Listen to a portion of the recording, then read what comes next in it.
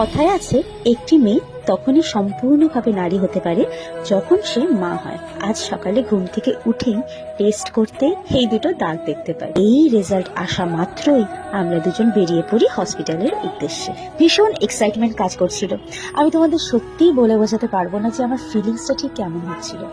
একটু ভয়, একটু নার্ভাসনেস, ডক্টর এখন দেখে কি বলবে, কি হবে এরপর, মানে সব মিলিয়ে আমি ঠিক ভাষায় প্রকাশ করতে পারছি না বা করার মতো পরিস্থিতিতে এখন নেই। তারপর যথারীতি আমার নাম এলো, আমি ডক্টরের রুমে ঢুকলাম। ডক্টর সমস্ত কিছু দেখে বলল, ইয়েস, ইউ আর প্রেগনেন্ট।